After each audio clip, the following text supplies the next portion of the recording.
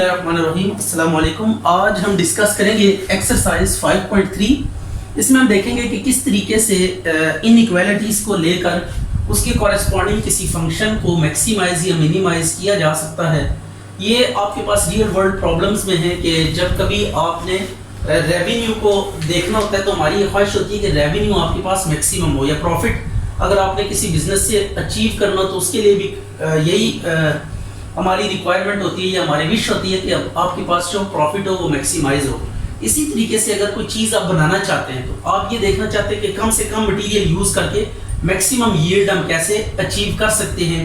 तो ये उस तरह के जितने भी प्रॉब्लम्स हैं हम देखेंगे कि किस तरीके से ग्राफिकली उनको हम क्या कर सकते हैं, ट्रीट कर सकते हैं। तो फर्स्ट ऑफ ऑल हम क्या करेंगे, ये जो इनइक्वालिटीज दी हुई हैं इनको लेकर हमने क्या करना है, ग्राफ ड्रॉ करना है। और जब ग्राफ ड्रॉ कर लेंगे तो आफ्टर दैट हम उसके कॉर्नर पॉइंट्स फाइंड करेंगे। उन कॉर्नर पॉइंट्स को इस फंक्शन में सब्स्टिट्यूट करेंगे और देखेंगे कि कहाँ पे ये फंक्शन मैक्सिमाइज हो रहा है। उस पॉइंट को हम ले लेंगे, वही हमारे पास क्या होगा, अल्टीमेट सोल्यूशन होगा।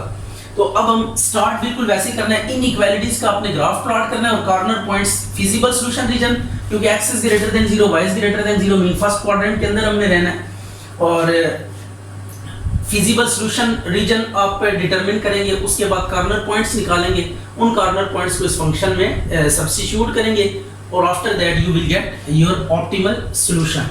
तो अब हम देखते हैं कि कैसे ही होगा। इसका वैसे ही स्टार्ट होगा जैसे हम पहले से करते आ रहे हैं। Nothing is new over here. ये इनइक्वालिटीज को डील करने के लिए वही टूल्स आपने अप्लाई करने हैं जो इससे पहले तमाम क्वेश्चंस में कर चुके हैं। यह आ गया। अब हमने क्या करना है, for x intercept, for x intercept put y is equal to 0। y को 0 पुट करें तो ये x की वैल्यू आपके पास -8 आ गई।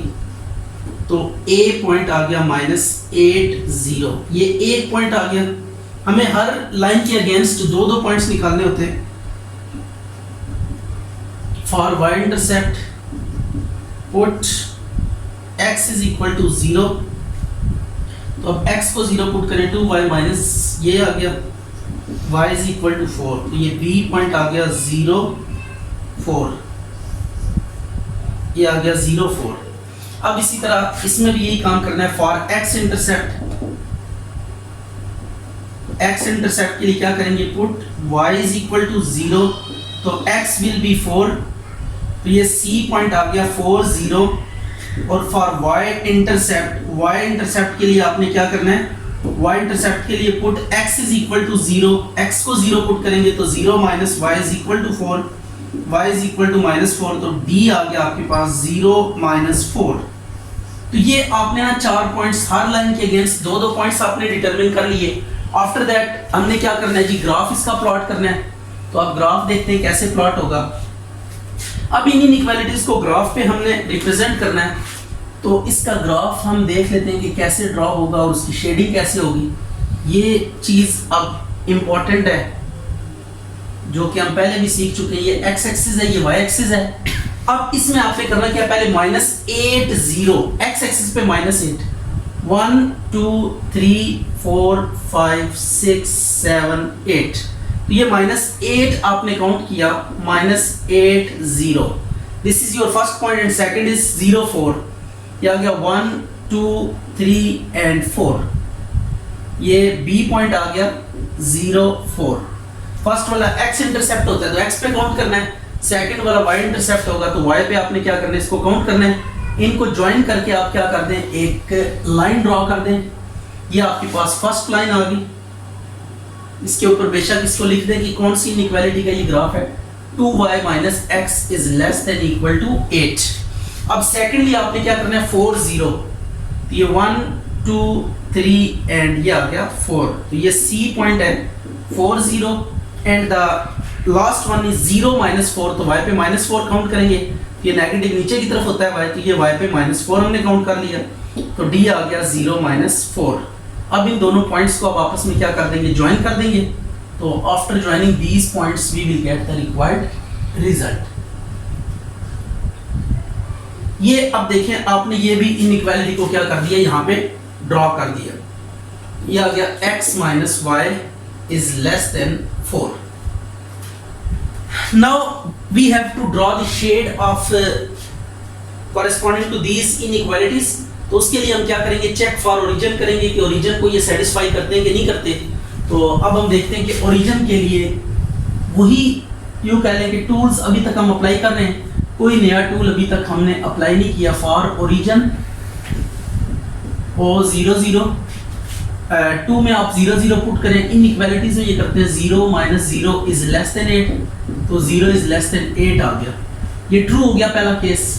अब इसी तरह इक्वेशन 3 में भी 0 0 पुट करें, तो 0 minus 0 is less than equal to 4, तो 0 is less than equal to 4, तो ये भी आपके पास क्या आ गया, ट्रू आ गया। तो इट्स मीन जो हम शेड स्टार्ट करेंगे ड्रॉ करना वो वहां पे करेंगे जिस जगह पे ओरिजिन है। तो ओरिजिन इज अवर हेयर, इस रीजन में ओरिजिन है।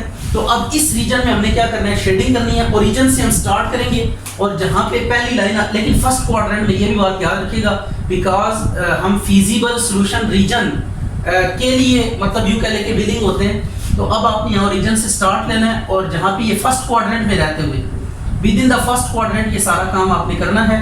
तो ये फर्स्ट क्वाड्रेंट से आप ओरिजिन से स्टार्ट करें टुवर्ड्स द फर्स्ट क्वाड्रेंट, और जहाँ पे लाइंस आ जाएंगी वहाँ पे ये क्लोज ग्राफ है, क्योंकि ये देखें चारों इसकी बाउंड्रीज डिफाइंड है। तो अगर कोई शेडिंग आप इस तरह करते हैं कि उसकी बाउंड्रीज डिफाइंड हो हर तरफ से, वो पैक्ड हो किसी लाइन के अंदर, तो इस तरह के सॉल्यूशन रीजन को हम कहते हैं कि ये क्लोज्ड सॉल्यूशन रीजन है। और अगर एक साइड सॉल्यूशन रीजन की ओपन हो जाए तो एट दैट टाइम हम क्या कहते हैं कि आपके पास ओपन रीजन है। तो अब ये आपके पास आ गया शेडेड रीजन। अब शेडेड रीजन के बाद ये आपके पास फिजिबल सॉल्यूशन रीजन आ गया। तो this is feasible solution region. अब फिजिबल सॉल्यूशन रीजन के बाद वेरी नेक्स्ट टास्क हमारा क्या होता है, कॉर्नर पॉइंट्स। तो अब कॉर्नर पॉइंट्स को लोकेट करते हैं। तो ये एक कॉर्नर पॉइंट है। इंटरसेक्शंस आपने देखना होता है कि कहाँ पे इस ग्राफ के जो बॉर्डर्स हैं वो कहाँ पे लाइंस एक दूसरे को इंटरसेक्ट कर रही हैं। Those would be your corner points. ये कॉर्नर पॉइंट है, this one is corner point, और एक यहाँ पे भी लाइंस इंटरसेक्ट कर रही हैं, और ये भी आपके पास क्या है, कॉर्नर पॉइंट है। तो ये आपके पास ना 4 कॉर्नर पॉइंट्स हैं। अब वो कॉर्नर पॉइंट काफी दूर जाके नजर आ रहा है, तो माइट बी पॉसिबल आप इसको अगर ग्रेडिंग इक्वल मार्जिन पे रख के जाए, ग्राफिकली आप इसको करें, ये तो सबसे बेस्ट है कि आप इसका जो ये पॉइंट है आप ग्राफिकली इसको डिटरमिन करें। तो ग्राफिकली डिटरमिन करने का प्रोसीजर क्या होता है, इसको भी हम देख लेते हैं। 4 तक काउंट किया था, 5 6 7 8 9 10 11 12 13 14 15 एंड 16 से इट इज ये 16 पे आता है। इसको यहाँ से वर्टिकल लाइन ड्रॉ करेंगे तो x की वैल्यू क्या आ गई आपके पास, 16 आ गई। और इसी तरह y पे 4 5 6 7 8 9 10 11 12, तो से कि ये 12 पे आ रही है वैल्यू। ये इक्वल मार्जिन पे अगर आप ये काम करेंगे तो ये बिल्कुल एग्जैक्ट आएगा, और अगर इक्वल मार्जिन पे नहीं करेंगे तो देन इसमें मिस्टेक हो सकती है। तो आपने क्या करना है, आपको मैंने एक दूसरा तरीका भी बताया था कॉर्नर पॉइंट फाइंड करने का, वो ये था कि आप इन लाइंस को ना रीअरेंज करें। ये देखें x plus 2y minus 8 is equal to 0, और सेकंड वाली है x minus y minus 4 is equal to 0। आप स्ट्रेट अवे इनको ऐड कर लें। जब ऐड करेंगे ना इन दोनों को, ये देखें ये इक्वेशन 2 और 3 को मैंने जस्ट रीशेप किया है। 8 को उधर लेंगे, 4 को उधर लेंगे और इनको एक साथ। अब ये देखें स्ट्रेट अवे माइनस ये प्लस है, ये कैंसिल हो रहा है। तो 2 में से 1 गया, बाकी y, ये 12 आ गया, तो y की वैल्यू कितनी आ गई, 12 आ गई। अब ये वैल्यू ऊपर किसी एक इक्वेशन में पुट कर दें, इसमें पुट कर दें बेशक। तो ये x minus 12 minus 4 is equal to 0, x minus 16 is equal to 0, तो x इज इक्वल टू 16। ये x की वैल्यू 16 आई है, y की वैल्यू 12 आ गई। तो अब हमने क्या करना है, ये कॉर्नर पॉइंट्स को यहाँ पे डिस्प्ले करना है और उसके बाद फंक्शन की मैक्सिमाइजेशन की तरफ लेकर जाना है। तो यहाँ पे हम एक टेबल बना लेते हैं, इस टेबल के अंदर ये काम करते हैं, तो ये आपके लिए काफ़ी फ्रूटफुल होगा। यहाँ पे सबसे पहले हम लिखते हैं कॉर्नर पॉइंट्स। कॉर्नर पॉइंट्स, पहला कॉर्नर पॉइंट है ओरिजिन 0 0, सेकंड कॉर्नर पॉइंट है आपके पास C 4 0 एंड देन B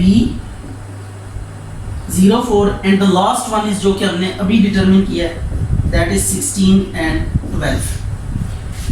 अब इसके बाद जो फंक्शन जिसको मैक्सिमाइज करना था, मैक्सिमाइज हमने करना था f of x y is equal to 2x plus 5y, इसको हमने मैक्सिमाइज करना था। तो इस फंक्शन को हम यहाँ पे डिस्प्ले कर देते हैं, f of x y is equal to 2x plus 5y। अब बारी बारी ये सारे पॉइंट्स इस फंक्शन में x और y की जगह पे पुट करने। पहला आपको पता है हमेशा x कोऑर्डिनेट होता है, सेकंड y कोऑर्डिनेट। पहले 0 0 पुट करेंगे इसमें, ये 2 into 0 plus 5 into 0, तो 0 plus 0 तो ये 0 आ गया। सेकंड ये एज इट इज हमने सब्स्टिट्यूशंस करनी है इसी फंक्शन में, 4 0, ये 2 into 4 plus 5 into 0 आ गया, तो ये 8 आ जाएगा। देन 5 0 4, तो ये आ गया 0 plus 5 into 4 तो 20। इसके बाद द लास्ट वन इज 5 16 और 12, तो ये आ जाएगा 2 into 16 plus 5 into 12, तो ये 92 आएगा। अब इनमें देखें सबसे बड़ा रिजल्ट कौन सा आ रहा है, तो सबसे बड़ा रिजल्ट अगर आप देखें, एक आपके पास 0 है, एक 8 है, एक 20 और एक 92, तो 92 सबसे बड़ा रिजल्ट है। तो अब हम यहाँ पे लिख देंगे, इसमें अब हमने लिखना है हेंस मैक्सिमम एट पॉइंट कौन सा है, 16 और 12, तो ये आपके पास रिजल्ट आ गया। फाइनल यहाँ पे ये क्वेश्चन कंप्लीट हो चुका है।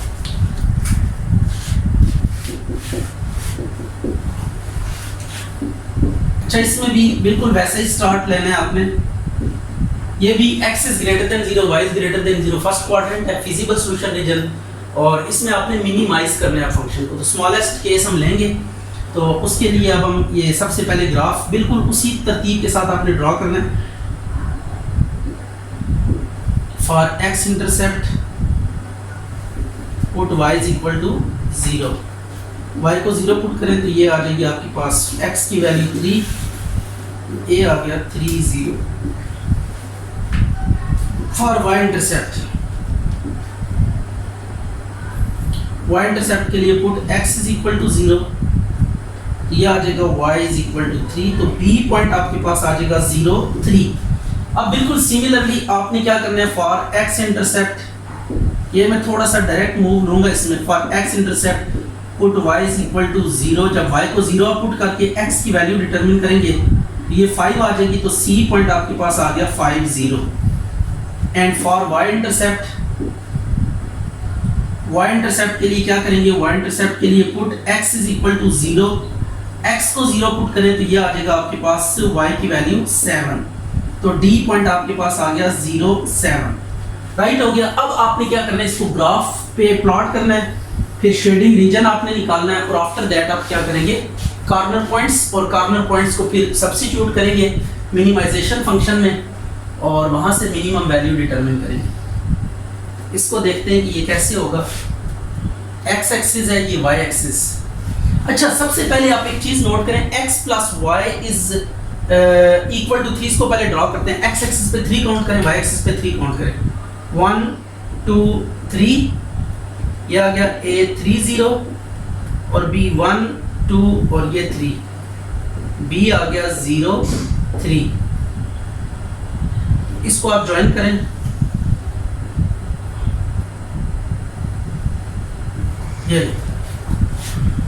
ये आ गया x plus y is greater than 3। अब सेकंड है आपके पास 5 0 4 5 आ गई ये, और d है 0 7 4 5 6 एंड 7, b आ गया 0 7। अब इसको भी ज्वाइन करें,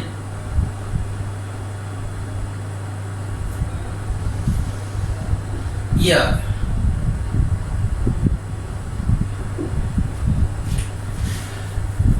ये है लाइन आपके पास 7x plus 5y is less then 35। अब आपने क्या करना है, चेक फॉर ओरिजिन।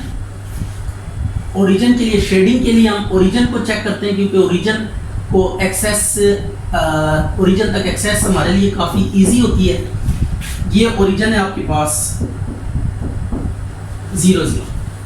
अच्छा, चेक फॉर ओरिजिन, तो ओरिजिन के लिए चेक करें 0 प्लस 0, ये 2 को अगर हम लेकर चलें तो greater than 3, 0 is greater than equal to 3, तो ये फॉल्स है। इसी तरह आप 3 को इम्प्लाई करें, 0 + 0 इज लेस देन 35, तो 0 is less than equal to 35, ये ट्रू है। तो एक फॉल्स आ गया, ट्रू आ गया। तो फॉल्स जो है पहले उसका शेड ड्रॉ करते हैं। फॉल्स ये 2 वाली है, x + y is greater than equal to 3, ये इसका शेडिंग अब अपने फर्स्ट क्वाड्रेंट से ही ड्रॉ करनी है। तो इसकी शेडिंग कहाँ पे जाएगी? इस तरह ऊपर की तरफ जाएगी, राइट हो गया। ये शेडिंग है इसकी इन अपवर्ड डायरेक्शन, ये शेडिंग अपवर्ड डायरेक्शन में जाएगी क्योंकि ओरिजिन को ये सेटिस्फाई नहीं कर रहा, तो इसकी शेडिंग ओरिजिन से ऑपोजिट होगी, राइट हो गया। ये ओरिजिन से ऑपोजिट इसकी शेडिंग होगी। इसमें अगर कोई मिसअंडरस्टैंडिंग है तो आप देख सकते हैं कि देखें इसको हमने जब चेक किया था तो ये ओरिजिन के लिए फॉल्स आ गया, 0 is greater than equal to 3, तो मतलब इसका जो शेड होगा इस इनइक्वालिटी का ये ऑपोजिट टुवर्ड्स द ओरिजिन होगा, ये ओरिजिन के ऑपोजिट होगा। ओरिजिन का ये रीजन है तो ओरिजिन की तरफ मोड़ के इसका शेड नहीं ड्रॉ करना, बल्कि ओरिजिन से ऑपोजिट, तो ये ओरिजिन से ऑपोजिट हमने इसकी शेडिंग कर दी। आफ्टर दैट अब ये देखें ये ट्रू है, तो इसका जो शेड होगा वो ओरिजिन की तरफ होगा। तो सो आपने ये जो सेकंड वाली 7x + 5y + 3 इसका शेड आपने ओरिजिन की तरफ मोड़ के बनाना है। बट फिर वही बात आपने ज़हन में रखनी है कि फर्स्ट क्वाड्रेंट से आपने बाहर नहीं निकलना। तो जहाँ तक कॉमन शेड आ रहा है वहाँ तक आप ड्रॉ करें, बाकी ड्रॉ करने की ज़रूरत नहीं है। ये देखें जहाँ पे शेडिंग क्रॉस हो रही है ना, बस इसका जब हमने ओरिजिन की तरफ मोड़ के बनाना है, ठीक है, ओरिजिन की तरफ मोड़ के जहाँ पे लाइन आ जाए वहाँ पे स्टॉप कर दें। ये कॉमन ग्राफ है, ये ग्राफ एक्स्ट्रा था तो इसको हम क्या कर देते हैं, रिमूव कर देते हैं। ये एक्स्ट्रा ग्राफ को यहाँ से इरेज कर देंगे तो आपके पास जो बाकी बचेगा, this would be the feasible solution region corresponding to given these two inequalities. तो ये अब आपके पास क्या आ गया, कंप्लीट हो गया। अब ये शेडिंग आपके सामने, अब कॉर्नर पॉइंट्स हमने यहाँ पे लोकेट करने और आफ्टर दैट हमने देखना है कि हम मिनिमाइज इसको कैसे कर सकते हैं। तो एक ये कॉर्नर पॉइंट है, एक ये कॉर्नर पॉइंट है, this one is also corner point, और ये कॉर्नर पॉइंट है। यहाँ पे कॉर्नर पॉइंट आप स्ट्रेट अवे देख सकते हैं। यहाँ पे फिर हम चार्ट ड्रॉ करेंगे, कॉर्नर पॉइंट्स वर्सेस फंक्शन। इधर लिखे कॉर्नर पॉइंट्स और यहाँ पे फंक्शन लिखेंगे z = 2x + y, ये आ गया।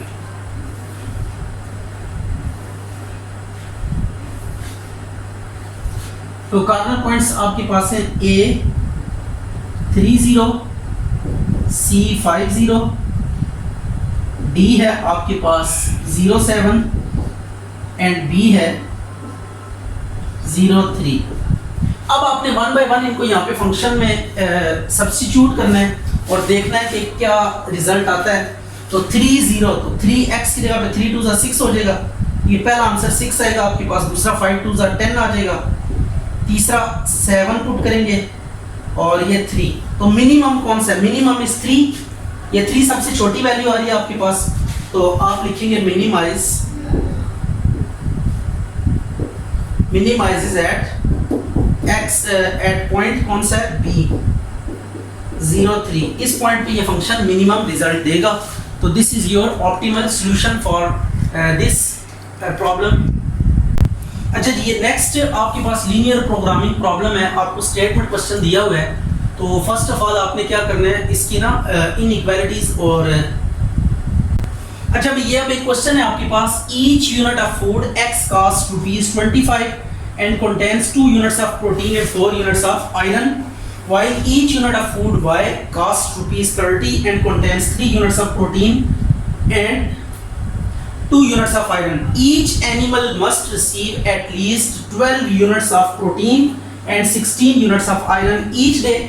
How many units of each food should be fed to each animal at the smallest possible cost? अच्छा, इसमें एक बात आप ज़हन में रखिएगा कि आपने जो सिमिलर कमोडिटीज हैं आपने उनको ऐड करके इनइक्वालिटी डेवलप करनी है।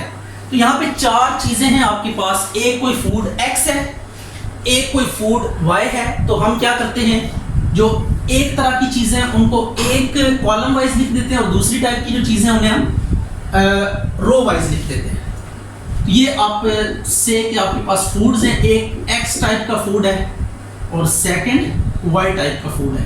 तो इसमें एक चीज़ हम लिख देते हैं जो इसको बनाने के लिए इंग्रेडिएंट्स चाहिए, यहाँ पे इंग्रेडिएंट्स लिख दें।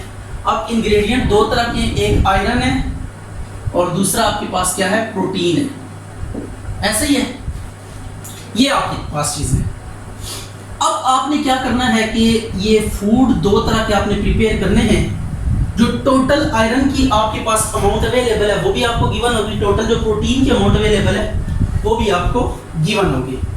तो इसमें कहते हैं कि each animal must receive at least 12 units of protein, 12 units of protein है एंड 16 यूनिट्स ऑफ आयरन। और आयरन के कितने यूनिट्स हैं? 16 यूनिट्स। या अच्छा जी, अब हम बात करते हैं कि each unit of food x cost 25। यहां पे कास्ट फंक्शन है, तो कास्ट फंक्शन हम कैसे बनाएंगे ये जरा देख लें। कास्ट फंक्शन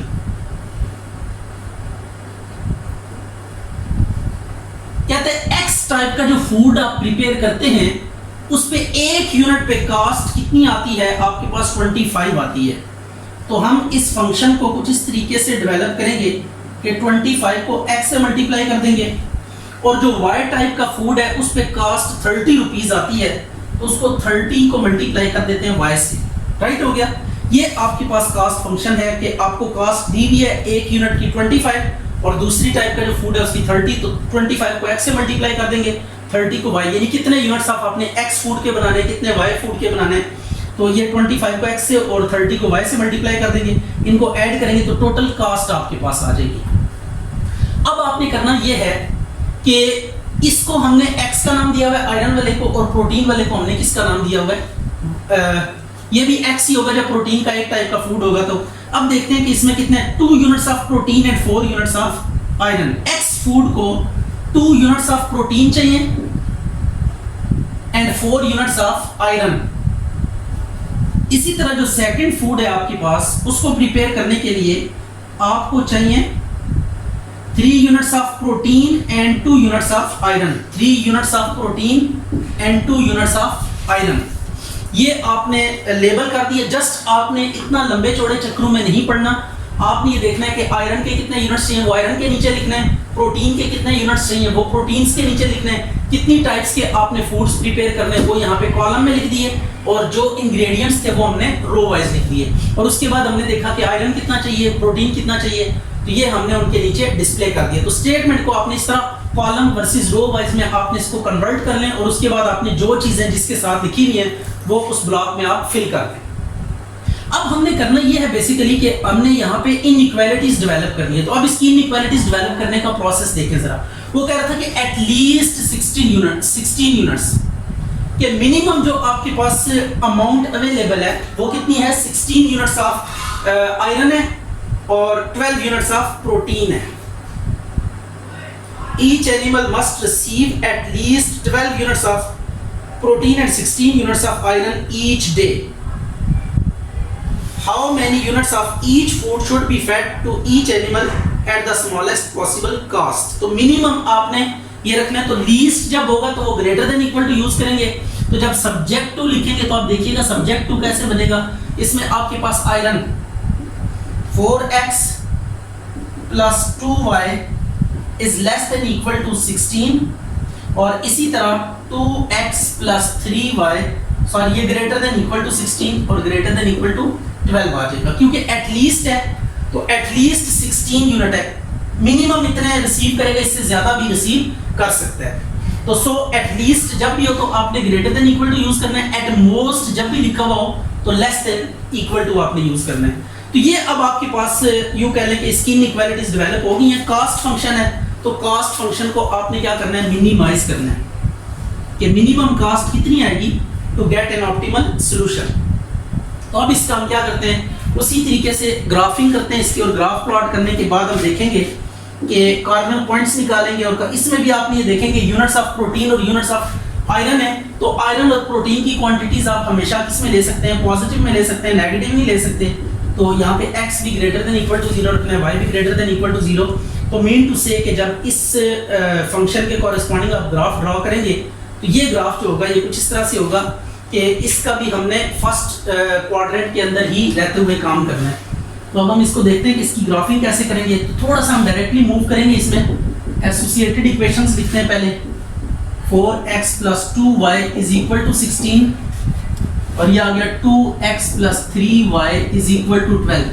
तो लंबा चौड़ा प्रोसीजर नहीं कर रहे इस दफा, ये आ जाएगा 4 0 और बी आ जाएगा आपके पास 0.8। ये वो कई क्वेश्चंस में हम कर चुके हैं। सी जब आप करेंगे तो 6.0 और डी आपके पास आ जाएगा 0.4। तो ये आपने 4 पॉइंट्स निकाल लिए। अब इनको लेकर आपने ग्राफ ड्रॉ करना है। तो ग्राफ कैसे ड्रॉ होगा ये आप अच्छी तरह जानते हैं। एक्स एक्सिस ये वाई एक्सिस, एक्स पे 4 काउंट करें 1 2 3 4, तो ये आ गया ए आपके पास 4 0। इसी तरह बी 0.8 तो वाई पे 8 काउंट करें 1 2 3 4 5 6 7 8, ये आ गया 0.8। इनको ज्वाइन कर दें, आपके पास एक इनइक्वालिटी के कॉरेस्पॉन्डिंग हमने लाइन ड्रॉ कर ली है। अब इसी तरह आपने C 6 0 6, तो ये 5 6 आ गया, D आ गया, C आ गया 6 0। अच्छा जी, अब ये 6 0 आपने ड्रॉ किया यहाँ पे, और उसके बाद ना D है 0.4, तो ये 4 आ गया ओवर हियर। अब इनको ज्वाइन करेंगे तो you will get the line corresponding to second inequality, ये आ गया। अब अगर आप चेक करें, काफ़ी वाइड एक्सपीरियंस आपका आ चुका है। अगर मैं इसको ओरिजिन के लिए चेक करता हूँ, चेक फॉर ओरिजिन, तो आप देखें कि 0 इज ग्रेटर देन 16 आता है जो कि फॉल्स है, और इधर भी 0 इज ग्रेटर देन 12 आता है, ये भी फॉल्स है। तो इसका मतलब है कि इसका जो ग्राफ होगा वो ओरिजिन से अपोजिट साइड पे होगा। ये ओरिजिन है तो इस रीजन में एटलीस्ट ग्राफ नहीं होगा, ओरिजिन से अपोजिट डायरेक्शन में ग्राफ होगा। तो ओरिजिन से अपोजिट इसका ग्राफ ड्रॉ करने के लिए आपने क्या करना है, जो फर्स्ट लाइन है वहाँ से आपने स्टार्ट करना है। ये लाइन से अवे बनाना है, तो ये तरीक़ाकार होगा कि आपने जो लास्ट लाइन होगी ना उससे बाहर की तरफ मोड़ के ग्राफ ड्रॉ करना है। तो ये आपके पास शेडिंग रीजन है, राइट हो गया। ये आप इनफिनिटी तक जा रहा है, क्योंकि एटलीस्ट था तो एटमोस्ट कुछ भी हो सकता है, यहाँ पे कोई बाउंड्रीज नहीं है आपके पास। तो ये आपके पास शेडिंग आ गई। अब शेडिंग के बाद आपने क्या यहाँ पे डिस्प्ले करने हैं कॉर्नर पॉइंट्स। तो ये कॉर्नर पॉइंट है, एक ये कॉर्नर पॉइंट है, इसके बाद एक ये कॉर्नर पॉइंट है। ये आपके पास 3 कॉर्नर पॉइंट्स यहाँ पे नजर आ रहे हैं। तो अब हमने क्या करना है, कॉर्नर पॉइंट का चार्ट बनाना है यहाँ पे। तो उसके साथ साथ आपने यहाँ पे जो फंक्शन को कास्ट थी तो इसको मिनिमाइज करना होता है। कास्ट को आपने ये बात याद रखनी कि हमेशा क्या करते हैं, मिनिमाइज करते हैं। ये आ जाएगा 25x + 30y, और ये कॉर्नर पॉइंट्स यहाँ पे नीचे लिखते हैं। कॉर्नर पॉइंट्स पहला कौन से आपके पास से 16 0 है, C, और B आपके पास 0.8 है,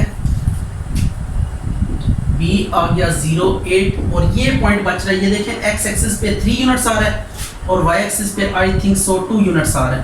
तो इसको चेक कर लेते हैं सेटिस्फाई करता है कि नहीं करता है। इसको डायरेक्ट पहले लिखते हैं, x पे 3 और y पे कितना आ रहा है, 2 आ रहा है। तो इसको किसी एक इनइक्वालिटी में पुट करके देख लिए, सेटिस्फाई कर रहा है तो ठीक है, अगर नहीं कर रहा तो इट्स मीन कि ये गलत होगा। तो 4 3 12, 2 2 4, ये 16 बिल्कुल ठीक है। दूसरे में पुट करके देख लेते हैं, 2 3 6 और 3 2 6 + 6 12, दूसरे को भी सेटिस्फाई कर रहा है। तो इट इज ओके, ये पॉइंट आप सेटिस्फाई कर रहे हैं दोनों इनइक्वालिटीज को। इट्स मीन ये पॉइंट हमारे पास ओके। आप ये पुट करें इधर, तो पहला पॉइंट पुट करें 25 × 16 + 0, तो ये कितना आ जाएगा, आई थिंक सो 400 आ गया। इसी तरह आपके पास ये सेकंड वाला पुट करें तो ये आ जाएगा 30 × 8, तो ये 8 3 24, 240 यूनिट्स आ गया। और इसी तरह 25 3 + 30 × 2, ये 75 + 60, तो इनको ऐड करें तो ये 5 और ये 135 आ गया।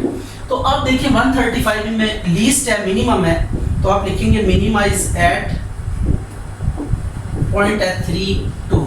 तो अगर आप डायरेक्टली पॉइंट ना भी कैलकुलेट कर सकते हो तो आप पॉइंट ऑफ इंटरसेक्शन वाला जो है ना यूँ कह लें कि यूज़ करके मेथड, जो कल मैंने आपको बताया था क्रॉमर रूल वाला मेथड, यानी क्रॉस मल्टीप्लिकेशन मेथड, या फिर आप क्या कर सकते हैं, साइमल्टेनियसली इक्वेशन को सॉल्व करके भी x और y की वैल्यूज डिटरमिन कर सकते हैं। ये आपके पास है, आपने कुछ स्विंग मशीन्स हैं और कुछ फैंस हैं, वो परचेज करने हैं। और जाहिर सी बात है, इनको परचेज करने के लिए आपके पास रुपीज़ की रिक्वायरमेंट है। अब टोटल कितने रुपीज़ अवेलेबल है ये हमने चेक करने हैं, और कितने आइटम्स की अकाउंट हमारे पास अकोमोडेशन है। मीन टू से अगर एक शॉप है तो शॉप में कैपेसिटी होगी कि वो कितनी चीज़ें रख सकता है। तो ये कहता है कि 20 आइटम्स की कैपेसिटी है उसके पास, कि जो भी आइटम्स परचेज करेगा 20 आइटम्स टोटल वो रख सकता है। अब उसके बाद सेकंड चीज़ आपको जो गिवन है, टोटल जो उसके पास इन्वेस्टमेंट है वो है 5760 रुपीज़। राइट हो गया, ये वो टोटल इन्वेस्टमेंट है जो कर सकता है। अब इसके बाद आपके पास जो नेक्स्ट चीज है, अ फैन कास्ट ₹360। तो रुपीस के सामने आपने कास्ट लिखनी है, तो ये फैन की जो कास्ट आती है वो ₹360 आती है। तो फैन के नीचे यहाँ पे ₹360 ये कास्ट है, बेसिकली टोटल जो खर्चा वो करेगा ये कास्ट है। तो कास्ट वाली रो में आपने कास्ट को अकोमोडेट करना है।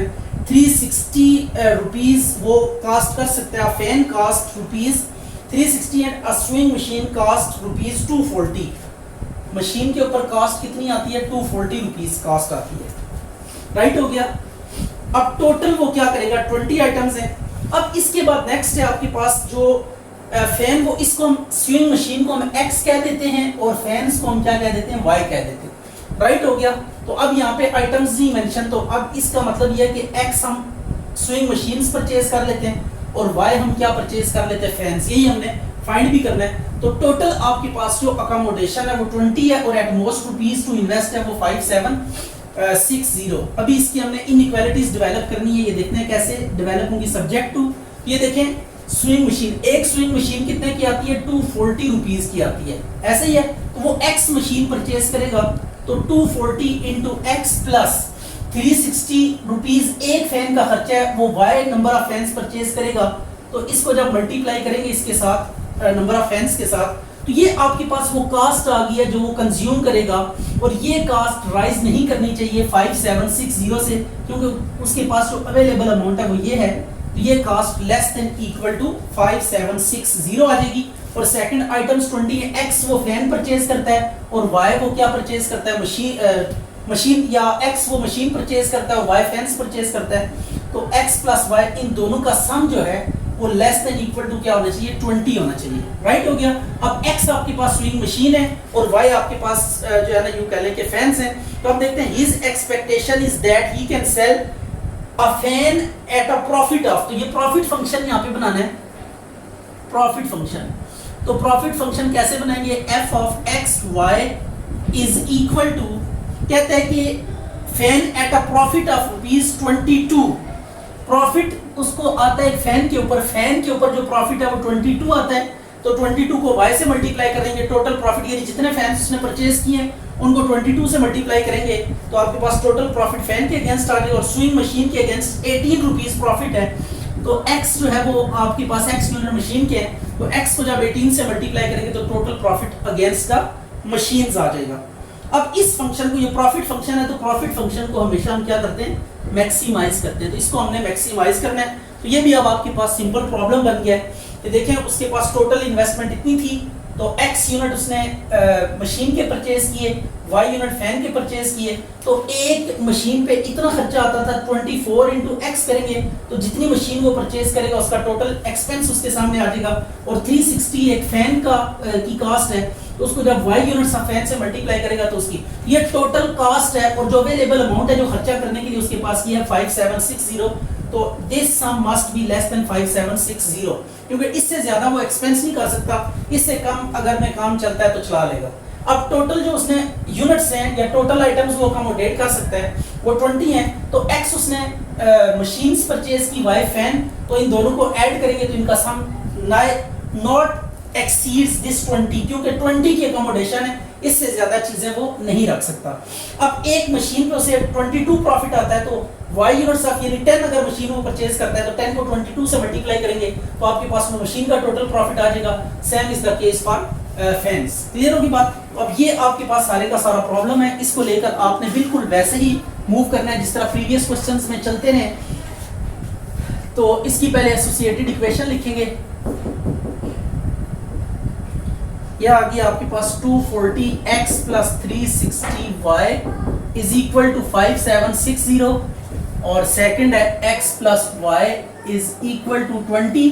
तो इसके दो पॉइंट्स आएंगे C और D, है तो बड़े सिंपल से, एक 20 आ जाएगा और दूसरा आ जाएगा 0 20। और इसको सॉल्व करें, पहले 0 सब में से कैंसिल हो जाएगा, 24x plus 36y is equal to 576। ये 0 को पहले काट दिया, उसके बाद आपने 2 के टेबल से इसको अगर कैंसिल करें तो 12x plus 18y is equal to 2 2 4 2 8 जा 16 और 2 8 जा 16, 288 अगेन 2 का टेबल, तो ये 6x plus 9y is equal to 14 144। अब 3 का टेबल भी यहाँ पे जा रहा है।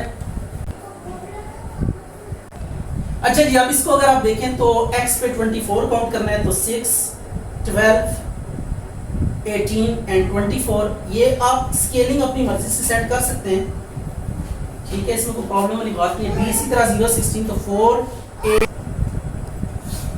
अच्छा जी, अब ये आ गया आपके पास x plus y is less than 20। अब इसकी जब चेक करेंगे ओरिजिन के लिए, तो देखें ये भी लेस देन है, ये भी लेस देन है, दोनों सेटिस्फाई करेंगे, तो इसकी शेडिंग जो होगी वो ओरिजिन से ऑनवर्ड होगी। ये आपके पास शेडिंग है इसकी शेडिंग हमने करनी है, और शेडिंग करने के बाद आपने कॉर्नर पॉइंट्स को एलोकेट करना है। ये एक कॉर्नर पॉइंट है, ये दूसरा कॉर्नर पॉइंट है, ये तीसरा कॉर्नर पॉइंट और ये फोर्थ कॉर्नर, तो ये 4 आपके पास के आगे कॉर्नर पॉइंट्स आ गए।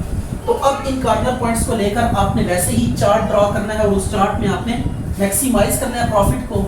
तो प्रॉफिट फंक्शन यहाँ पे ऊपर लिखेंगे टॉप पे, और उसके बाद पॉइंट्स वर्टिकली लिखेंगे और उनको 1 बाय 1 आपने चेक करना है। तो कॉर्नर पॉइंट्स आपके पास आ गए ये, और कॉस्ट जो प्रॉफिट फंक्शन है 22 बल्कि 18x प्लस 22y यह आ गया। अब पॉइंट लिखें O00, फिर सेकंड पॉइंट है 20 और देन है B आपके पास 0 16, और ये पॉइंट है, ये इस पॉइंट को अब हमें डिटरमिन करना पड़ेगा अलग से। तो इन दोनों इक्वेशंस को हम 1 बाय 1 क्या कर लेते हैं, सॉल्व कर लेते हैं, और इससे ये पॉइंट ये 2x plus 3y is equal to 48, इसको 2 से मल्टीप्लाई कर दें, 2x plus 2y is equal to 40, minus करें इसको, तो ये आ जाएगा y इज इक्वल टू 8, और इसको पुट कर दें इधर, तो y x is equal to 12 आ जाएगा। राइट हो गया। तो ये पॉइंट आपके पास जो बनेगा लास्ट वाला, x की वैल्यू 12 है और y की वैल्यू अगर आप नोट करें तो आपके पास कितनी है, 8 है। तो आप इसकी इंस्पेक्शन कर सकते हैं। पहला आपके पास 0 आ जाएगा, सेकंड वाला अगर आप देखें तो आपके पास आएगा ये 18 2 36 360 आ जाएगा, और ये 16 22 इसको मल्टीप्लाई करके चेक कर लें, और ये 18 इंटू 12 प्लस 22 इंटू 8, इनको मल्टीप्लाई करके देखेंगे यहाँ पे मैक्सिमाइज होगा, तो आप लिख देंगे मैक्सिमाइजेज एट 0.12 एंड 8। ये आंसर आ गया। Question number 9 and the last question of this chapter so far. इसमें आपने ये करना है कि आपके पास दो चीजें हैं, केमिकल है और कंपाउंड है।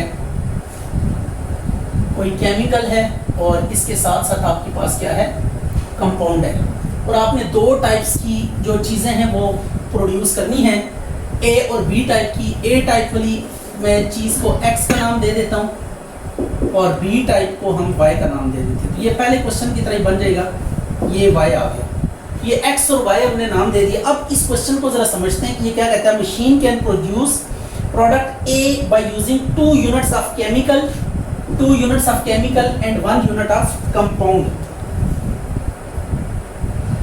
or can produce B product by using 1 unit of chemical, 2 units of compound. Right हो गया। Only 800 units of chemical, 800 units total chemical जो हमारे पास अवेलेबल है वो 800 यूनिट्स हैं, और जो कंपाउंड के हैं वो 1000 यूनिट्स हैं आपके पास कंपाउंड के। अब इसको लेकर आप इक्वेशंस कैसे डेवलप कर सकते हैं। It is quite simple idea, 2x plus y is less then maximum, ये यूनिट्स अवेलेबल है, इससे ज्यादा हम कंज्यूम नहीं कर सकते क्योंकि अवेलेबल स्टॉक कितना है। तो ये लिखेंगे 2x, ये subject to 2x plus y is less than equal to 800, और x plus 2y is less than equal to 1000। ये आ गया। अब इसके बाद आपको वो कहता है प्रॉफिट फंक्शन आपने डिजाइन करना है इसका, प्रॉफिट फंक्शन। तो प्रॉफिट फंक्शन कैसे बनाएंगे इसको हम देख लेते हैं। कहते हैं कि the profit per unit of A is 30, तो आप इसको ऐसे लिखेंगे f of x, a unit का 30x, ये a यूनिट वाले को हमने x का नाम दिया हुआ है तो 30 को x से मल्टीप्लाई करेंगे, और b यूनिट वाले को y से, तो जो b के अगेंस्ट आएगा उसको y से मल्टीप्लाई करेंगे 20 इंटू वाई। अब ये प्रॉफिट फंक्शन है, अगेन इसको हमने क्या करना है, मैक्सिमाइज करना है। तो it is again very simple question, ये हम इस तरह के बहुत से क्वेश्चन कर चुके हैं। तो आपने जस्ट इसको उसी तरीके से एसोसिएटेड इक्वेशंस करना है, शेडिंग